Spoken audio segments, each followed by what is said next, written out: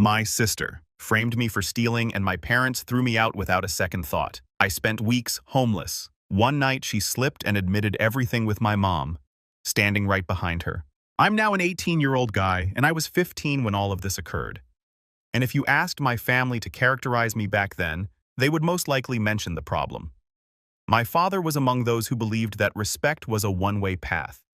You either give it to him without question, or you receive the belt of his voice, and sometimes his actual belt. My mother followed his lead as if it were gospel. Then there was Becca, my sister, who was 2 years younger, and yet the perfect child. She could set the kitchen on fire while making popcorn, and my dad would call it a learning experience.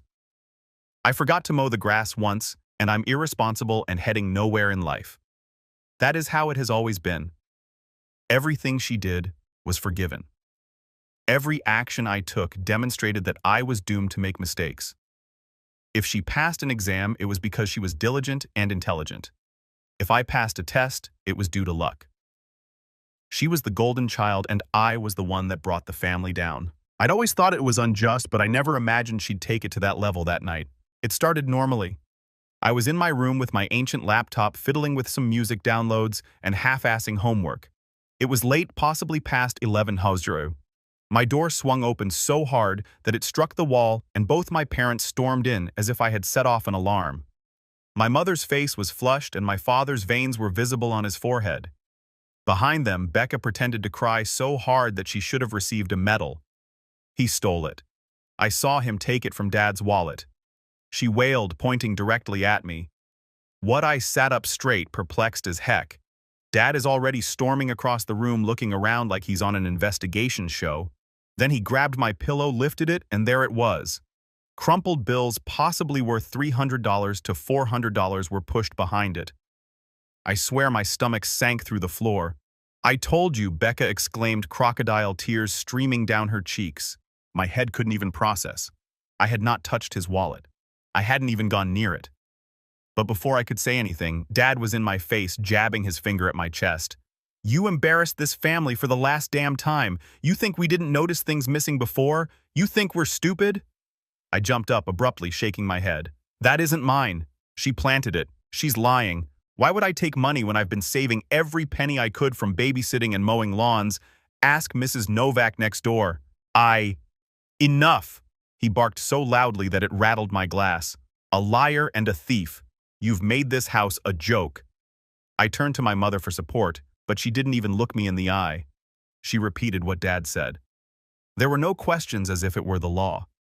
Meanwhile, Becca stood behind them, head lowered like a saint. But I noticed the sneer, that little flicker of joy on her lips as Dad began tearing up my room, tossing my belongings into a trash bag as if I were some stray they were discarding.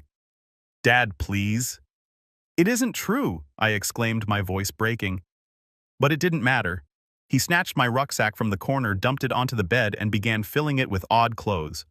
Mom began to say something, but a frown from Dad silenced her. Becca let out a big sniffle. I'm terrified to even share a house with him because he gets so angry. What if he hurts me? That cut worse than anything. I spun toward her, my heart hammering. What are you talking about? I've never laid a hand on you, but the harm had already been done. Dad clenched his jaw. That's it. Out now. They thrust the bags into my arms and dragged me down the hallway with Becca trailing behind, whispering, I told you they'd believe me. When we reached the front door, Dad jerked it open. The night air struck me like ice. I was barefoot and still wearing sweatpants and a t-shirt. Dad shoved me onto the porch so forcefully that I stumbled. My sneakers were still at the door, so I grabbed them before he could close it completely. You don't come back here until you're ready to admit what you did and apologize to your sister, he said quietly and definitively. I didn't do anything, I exclaimed, my throat raw. She's lying to you. She set me up. Don't you dare talk about her like that, my dad said. She's been nothing but good to this family. You're jealous, Kyle. Jealous and bitter. The door slammed shut, shaking the glass panes. For a few moments, I stood there, garbage bag dropping from my arms, waiting for it to swing open again, to discover they just kicked out their own child over some tears and planted cash. It never did. I sat down on the porch steps, shivering, and looked out at the peaceful street. I wasn't only grounded. I wasn't only in trouble. I was out exiled. I'm 15 years old and standing outside my own house with nothing but a trash bag of clothes and a backpack. I knew my sister had won. She had their trust, affection, and unwavering commitment, and I was disposable. I recall gripping the trash bag as if it were a lifeline, my chest so tight I could hardly breathe. Part of me wanted to rush back inside and pound on the door until they listened. Another portion realized it wouldn't matter. They had made their choice. And as I eventually stepped off that porch and began heading into the night, one idea burned brighter than the rest.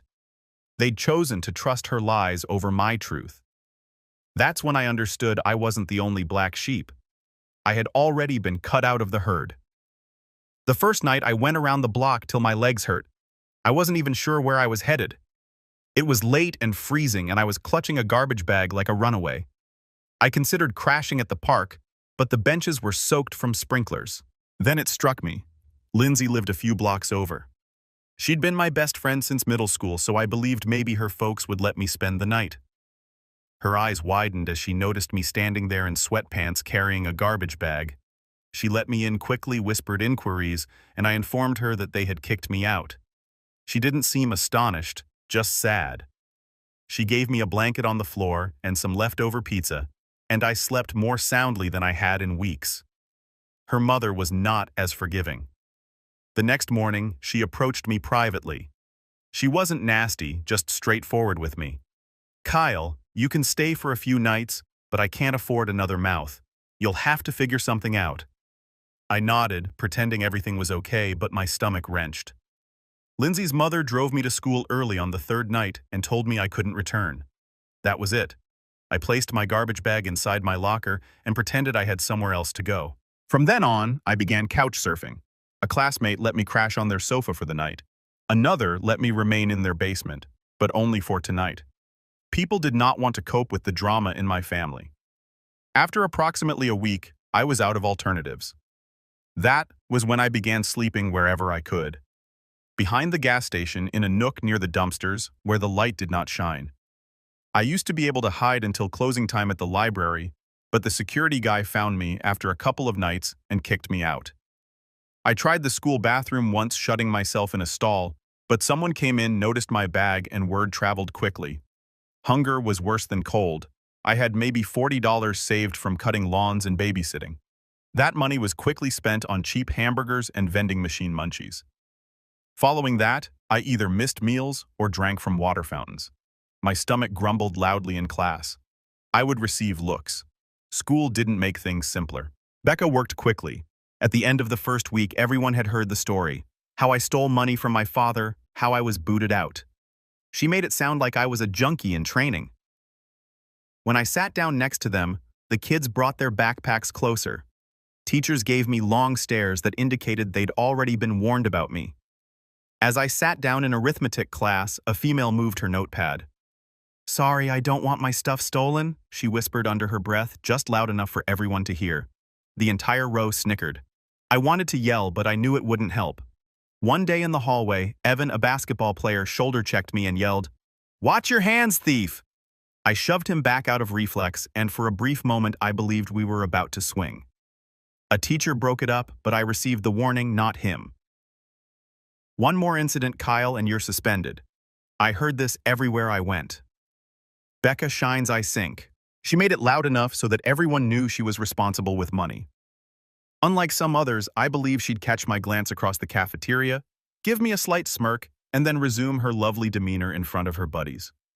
She relished every second of it. By the second week, I was a ghost at my own school. Nobody wanted me around. I sat alone, ate alone when I had food, and pretended I didn't care. But internally, it was eating me alive. Nights were the worst. I'd curl up with my backpack and sweatshirt over my face, hoping cops wouldn't bother me or a drunk wouldn't walk by. The chilly concrete caused my back to ache. My shoes were stinky from walking miles every day merely to waste time.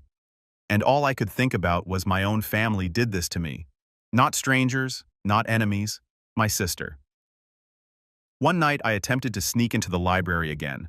I figured if I concealed better, maybe they wouldn't notice. I curled myself behind a row of shelves and used my bag as a pillow.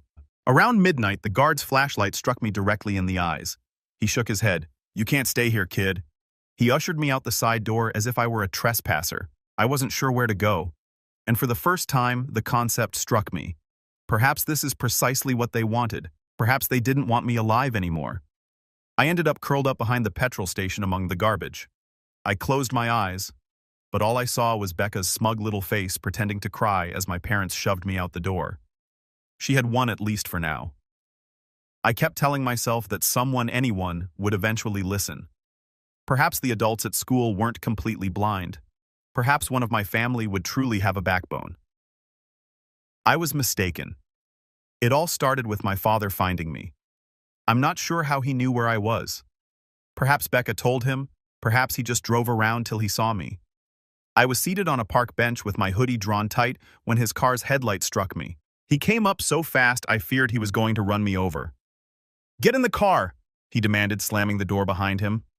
I stayed firmly rooted on the bench. I felt my gut tighten just hearing his voice. "Now," he demanded. I shook my head. "Not unless you're ready to admit Becca lied." His face contorted like I'd spit in it. "Don't you dare talk about your sister like that.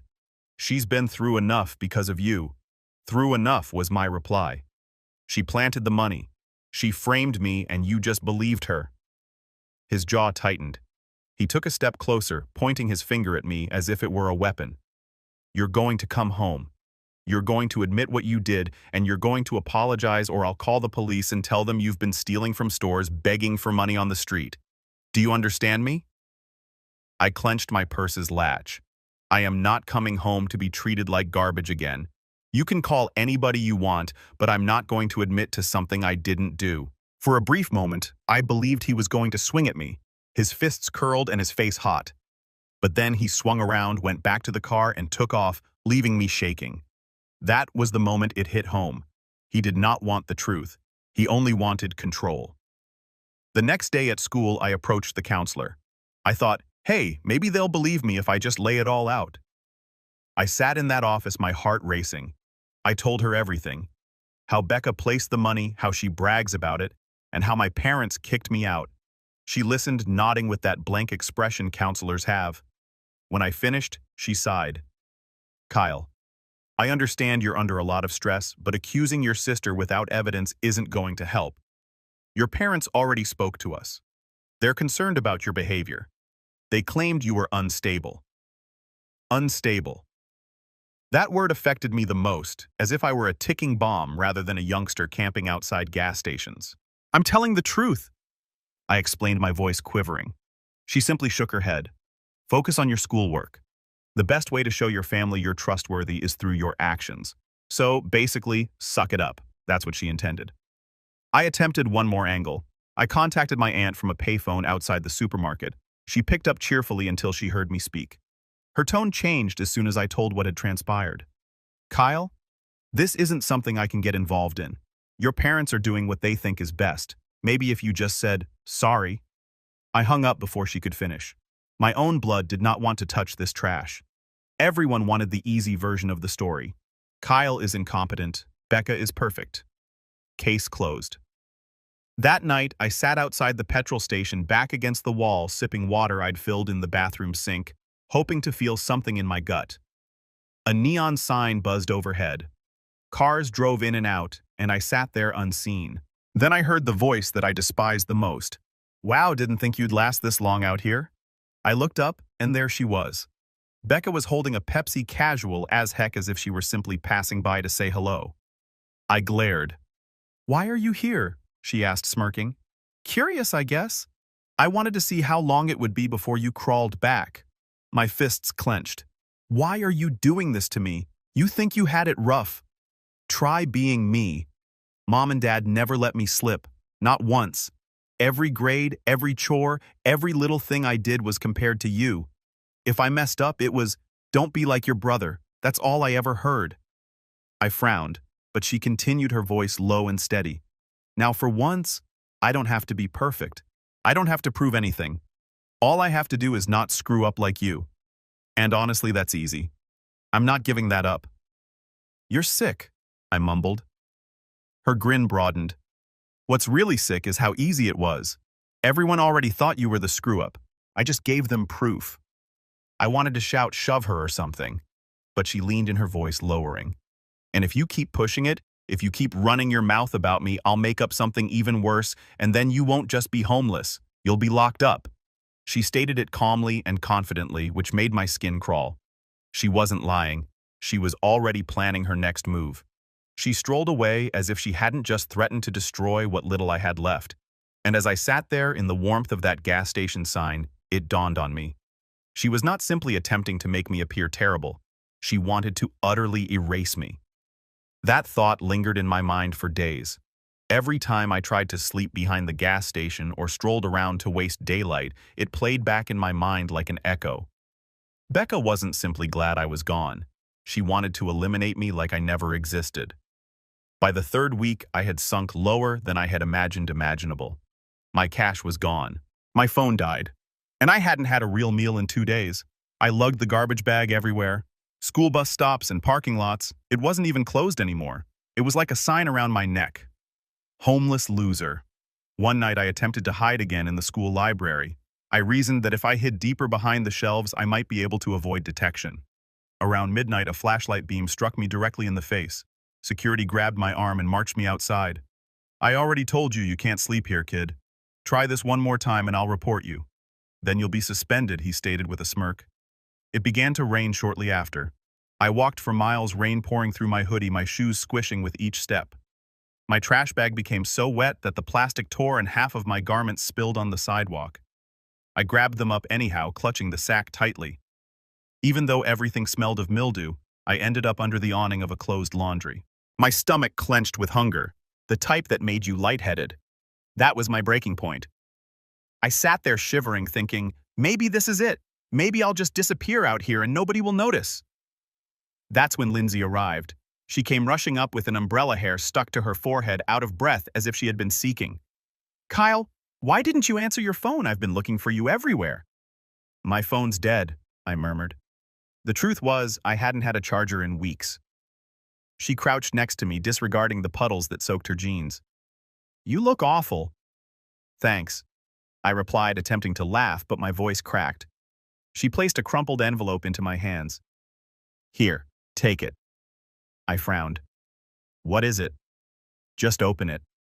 Inside was about $60, largely in little banknotes. My throat clenched. "Lindsay, I can't." "You can." She cut me off.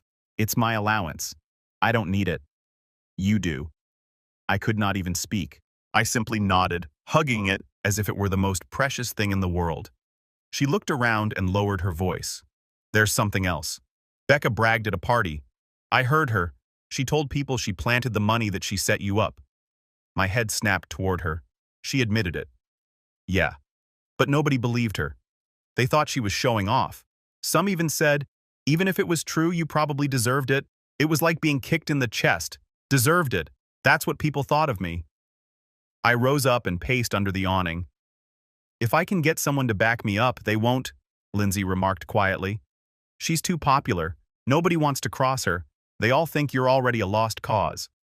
The quiet between us said everything. It wasn't only my parents. Everyone had written me off. That night I sat in the laundry doorway, dripping wet, my clothes stinking and my stomach churning. As I glanced at the street, something within me hardened. If no one was going to stand up for me, I would have to do it myself. That evening, after cleaning up in a gas station bathroom, I took my damp garbage bag and began walking. I was not nervous. I was not scared. I was just finished.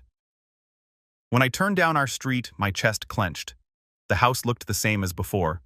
White siding, flower pots on the porch, the place I grew up in. But it wasn't mine anymore. I waited there for a long time, rain dripping down my hood before heading up the driveway. I was going to walk through that door and make them hear me. Whether they liked it or not, my fist struck the door 3 times, loud enough to sting my knuckles. For a little moment, nothing happened. Then footsteps. The door creaked open and there was Becca, as if she had been waiting. Her brows rose and twisted into a sneer. "Well, look who crawled back," she explained. I shoved past her before she could stop me. My wet shoes creaked across the hardwood. "I'm not here to stay. I'm here to talk." My mother's voice echoed through the main room. "Kyle." A second later, she appeared, drying her hands with a dish towel. Dad followed, arms folded and his face already red. Out now. No, I replied, chest heaving. You're going to hear me this time. You've believed her lies long enough. Tonight, you're going to hear mine. Dad took a step forward, looming above me. Watch your tone. You don't get to barge into this house. And watch my tone, I said louder than I intended. You threw me out with a trash bag because Becca cried and waved a couple bills around. You didn't even ask for my side. Not once. Because we know you, Dad replied sharply. You've always been reckless, Kyle. Always jealous. Dad's face stiffened, but I continued on. Fire building in my chest.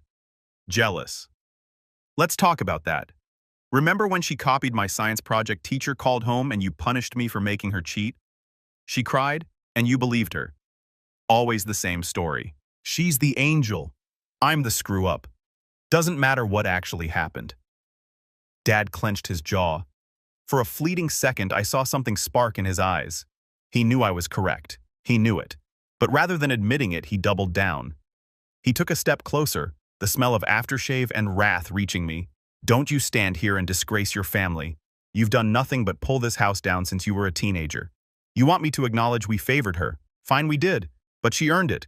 She keeps her grades up, helps your mother, and stays out of trouble. You can't even keep a roof over your head. The words landed harder than a fist. My fists curled, but I forced myself to remain upright. I can't keep a roof because you threw me out because she framed me and you believed her without a second thought. Behind him, Becca leaned against the wall, sipping from a glass of water as if watching TV, a sneer on her face. I turned toward her. Go on. Swear right now you didn't plant that money. Look me in the eye and swear it. She tilted her head, lips twitching as if she was about to laugh. Sure, I swear, she responded, her voice full of sarcasm. I pointed at her, my voice breaking. You hear that? You can't even take her seriously. She's lying to your faces and you're still falling for it. Dad's face turned hot and his hands curled again. Then out of nowhere, he grabbed a glass from the table and threw it at me. His aim was off, but it blasted on the wall directly close to my head. Shards came down, cutting my arm and cheek. Blood dripped down, but he only pointed at the door, his voice low and quivering with wrath. Get out before I call the cops and tell them you broke in. You want to keep making scenes? Fine, you can do it from a jail cell. I steadied myself. My breath ragged my chest, thumping my throat, burning, but I refused to cry. You've made your choice, I remarked quietly. You picked her. You always pick her. One day you're going to see her for what she is. And when that happens, don't come looking for me. The room fell silent, except for Becca's gentle chuckle. Wow, she said under her breath, shaking her head. Drama much. I retrieved my luggage from the floor and turned toward the door. Every step felt heavy, as if I were dragging chains, but I did not stop. At the threshold, I swung around one more, staring at everyone.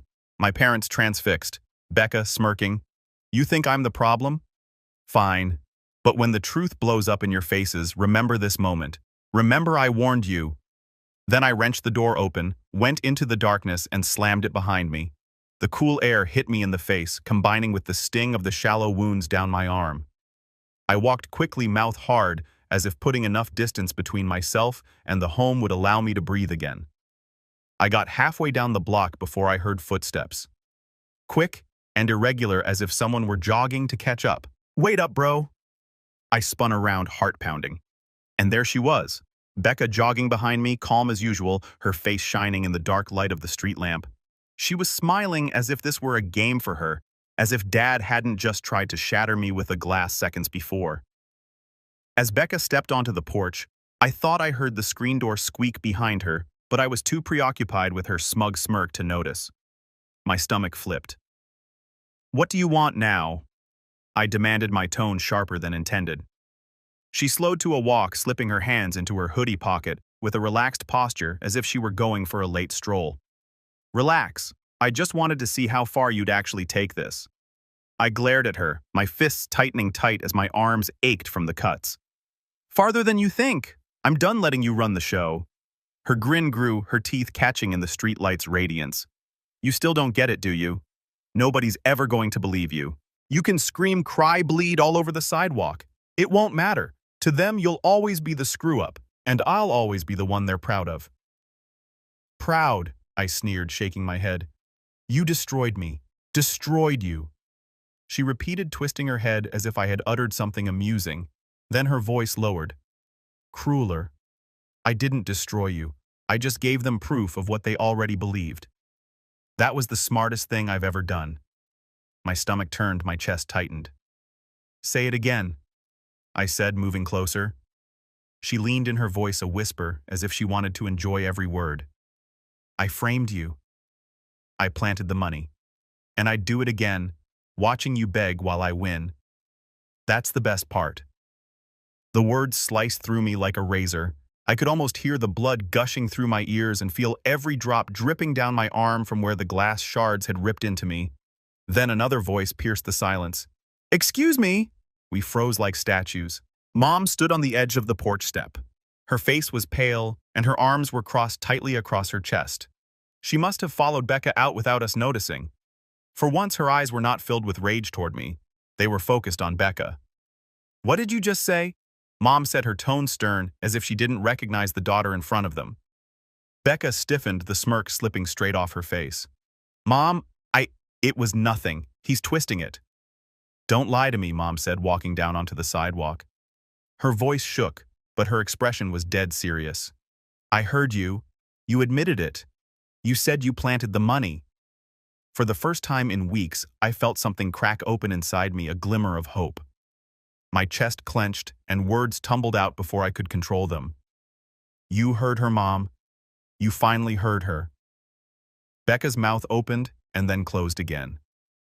There are no excuses, phony tears, or quick spins on the story. She was rattled. The screen door smashed against the frame and Dad stormed onto the porch, his words echoing around the yard. What's going on? Mom turned to face him, her hands shaking. She admitted it. Martin, she just admitted she framed Kyle. Dad blinked, his face losing color. His pace slowed as he approached the bottom of the porch, as if he wasn't sure he wanted to hear the response. He looked at Becca, his jaw set. Is that true? Becca's lip twitched. She looked between me, Mom, and Dad, panic flashing through her eyes. Her fingers fidgeted within her hoodie pocket, clawing at the fabric. She opened her mouth as if to deny it again, but her expression twisted, and the words came out like venom. So what if I did? I had to. You two always leaned on me to be the perfect one, the example. I couldn't risk him screwing that up, so I took care of it. I made sure he was the one you gave up on. Her voice cracked with the final words, but the harm had already been done. The hush that followed made the air feel dense. Mom staggered back, her hand reaching for her mouth. Oh my God. Tears streamed down her cheeks and her body shook as if she had just been sucker punched. Dad's jaw tightened and his hands curled again, this time at her rather than me. His face was flushed, his eyes steely as if he were looking at a stranger in his own home. You ruined your brother's life, Mom murmured, her voice. You threw me out, I exclaimed, my throat hurting. You believed her over me. You tossed me in the street with nothing because she cried and pointed her finger, and now you hear the truth and it's too late. Becca crossed her arms, attempting to hide the cracks in her voice with a false assurance. Don't act like you're some victim. You were always the mistake. I just made sure everyone else finally saw it. Her words hit me like another piece of glass shattered against my skin. I clenched my fist tighter, not to hit her, but to keep myself from collapsing. The silence extended. Mom sobbed openly. Dad simply gazed, gutted, as if the ground had been pulled out from beneath him. And I stood there in the street, bleeding and exhausted, but ultimately vindicated. Now they knew the truth, but it didn't erase the fact that they'd picked her over me when it counted the most. It was too late to repair the harm. The yard fell silent following Becca's confession. Mom froze, tears streaming down her cheeks. Dad seemed to have lost his composure. Becca attempted to cross her arms and appear tough, but her hands shook. For once, her little act did not work. I walked forward, drying blood streaking on my arm from the glass pieces that had cut me. My voice was rough and steady. You don't just get to stand here and act shocked. You ruined me. You tossed me out with nothing. Let the whole neighborhood think I was a thief because it was easier to believe her fake tears than your own son. You don't fix that with a couple words. You're going to fix it the right way. Dad snapped his head toward me as if he couldn't believe I was still speaking. Watch your tone. No, I replied firmly. You don't get to tell me how to talk anymore. You lost that when you threw me out. If you want me to even think about stepping back in that house, you're going to clear my name publicly." Mom blinked back tears. Publicly, I nodded. "You're going to write a post on Facebook on the church page in the family group chat. I don't care where. You're going to tell everyone the truth that I never stole, that you spoiled Becca and let her lies destroy me. You're going to admit it for everyone to see. Otherwise, I'll do it myself. And trust me, I'll include everything, including how Dad threw a glass at me tonight." Dad's cheeks turned red. "We don't air family business online." I laughed bitterly. "You already did when you threw me in the street with a trash bag. You let Becca's story run wild at school, at church, with neighbors. You were fine letting everyone whisper about me. Now you're going to be fine undoing it." Mom's weeping intensified. She turned to Dad, her voice breaking. "Martin, he's right. We did this. We let it happen." She waited for him to respond, as she always did, but he remained stiff, fists tight, and no words came out. For the first time, his silence did not protect her. It dragged her down with him. Mom had always been obedient to Dad's instructions. She repeated every penalty, rule, and phrase he had spoken. But tonight, his silence wasn't sufficient. He was losing control, and she recognized it. Her hands shook as she took out her phone. "If you won't say it, Martin," she muttered, "then I will." Dad's look pierced through her as if she had betrayed him, but she did not stop. Her fingers trembled as they lingered over the screen. "Tell me what to write," she asked me. Becca's head jerked towards her. "What, Mom? You can't." "Quiet." Mom snapped, her voice shrill. "You did this. You brought us here." I walked closer, heart racing, and dictated slowly. "We need to apologize publicly. Our son Kyle was wrongly accused of stealing. The truth is, our daughter Becca framed him and we believed her. We spoiled her, protected her, and let her lies destroy his reputation. We failed as parents, and Kyle deserves to be seen for who he really is, not the scapegoat we made him." Mom typed every letter with her hands trembling. Dad stood straight, his face hard as stone. But he did not stop her. She hit the post.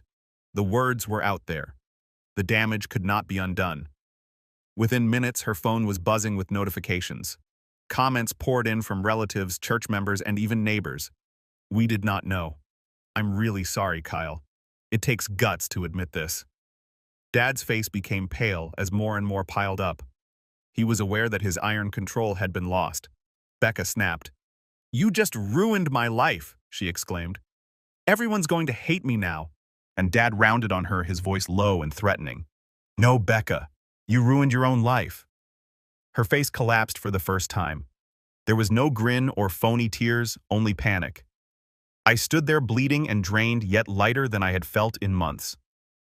"You wanted me gone, Becca? You wanted me erased? Now it's your mask that's erased. Everyone knows who you are." She stared at me, yet her voice was shaky. "You think they'll ever forgive you? You'll always be the one who caused drama." I came closer, my gaze fixed on hers. "No, I'll be the one who survived it. You'll be the liar who got caught." The silence was profound, broken only by Mom's muted tears and the continual pinging of her phone. Dad appeared 10 years older in that moment. And Becca? She finally appeared, small. I put my backpack over my shoulder and walked toward the porch. "I'm taking back my bed. You're not doing me a favor. You owe me. You threw me out.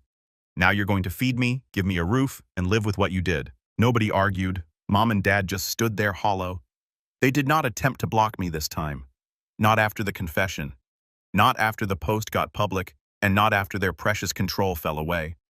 For once, no one dared to oppose me. Inside, the house felt strange, as if I was entering someone else's home, but I was not a guest. Not anymore. I'd brought the truth to light. I had recovered what they had stolen. As I dropped my garbage bag down beside the stairs, I noticed them all waiting there. Mom's eyes were hollow. Dad's expression stern, and Becca was furious. "You wanted a perfect daughter so badly. You turned me into the villain." I murmured, my voice low but steady. "Tonight, you told the world the truth. Don't think that fixes it. But at least now everyone knows what kind of family you really are." And so I marched upward, each step heavy yet steady. For the first time in weeks, I was going to sleep in a proper bed. Not because they allowed it, but because I demanded it. They had cast me away once. I was the one who chose to return.